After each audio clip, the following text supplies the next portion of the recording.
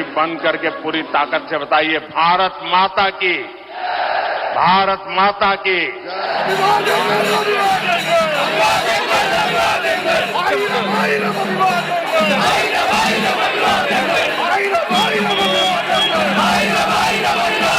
Indian രാഷ്ട്രീയത്തിലെ രണ്ട് crowd പുള്ളർമാർ, ഒരാൾ രാഷ്ട്രത്തെ നയിക്കുന്നു, മറ്റൊരാൾ പ്രതിപക്ഷത്തെ നയിക്കാൻ പ്രാപ്തനെന്ന് തെളിയിക്കുന്നു.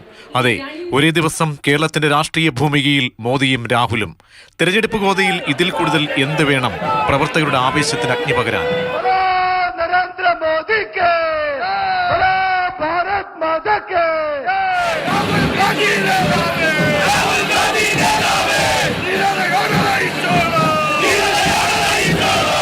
ഇക്കൊല്ലം പിറന്ന ശേഷം നരേന്ദ്രമോദിയുടെ 7ാമത്തെ വരവ് കുന്നംകുളത്തെ ആവേശത്തിരയിലാഴ്ത്തി മലയാളം പറഞ്ഞു തുടങ്ങി. വടക്കും ഥാട്ടൻസെ മണ്ണിൽ ഓരിക്കൽ കുടി വരാൻ സാധിച്ചതിൽ എനിക്ക് അതിയായ സന്തോഷമുണ്ട്. കരിവന്നൂർ ആയുധമാക്കി CPM-നെ കടന്നാക്രമിച്ചു.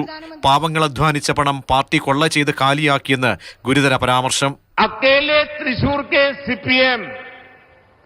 सीपीएम जिला सचिव के नाम पर 100 से ज्यादा प्रॉपर्टी खरीदी गई है.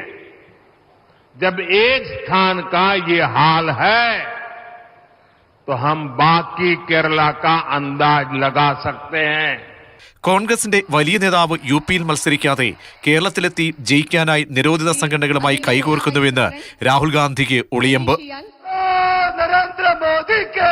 തലസ്ഥാനത്ത് രാജീവ് ചന്ദ്രശേഖരനും V മുരളീധരനുമായി വോട്ടഭ്യർത്ഥിച്ചുള്ള കാട്ടാക്കടയിലെ തിരഞ്ഞെടുപ്പ് വേദിയിൽ മാസപ്പടി ആരോപണം ഉന്നയിച്ച് മുഖ്യമന്ത്രിക്കെതിരെ കടന്നാക്രമണം. आरोपियों ने सीधे मुख्यमंत्री और उनकी बेटी तक को रिश्वत दिए जाने की बात स्वीकार की है. इस केस की जांच न हो, इसके लिए केरला सरकार पूरी ताकत लगा रही है. മോദി തിരഞ്ഞെടുപ്പ് റാലിയെ ചൂടുപിടിപ്പിക്കുമ്പോൾ സുൽത്താൻ ബത്തേരിയിലെ റോഡ് ഷോയിലായിരുന്നു രാഹുൽ. BJP-ക്ക് ഒരു രാജ്യം, ഒരു ഭാഷ, ഒരു നേതാവെന്ന് വിമർശിച്ച വയനാട് സ്ഥാനാർത്ഥി മലയാളത്തെ പുകഴ്ത്തി. A person from Kerala that your language is inferior to Hindi, for example, is a insult to the people of Kerala. It is like saying what is coming out of your heart is inferior to what is coming out of the heart of a person in Uttar Pradesh. ഇനിയുമുണ്ട് ജനം ബൂത്തിലെത്താൻ 10 നാൾ. മോഡി കൂട്ടാൻ മോദി വീണ്ടും എത്തിയേക്കാം.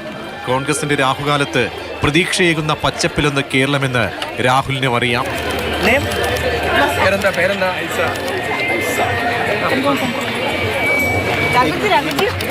News desk, Mathrubhumi news.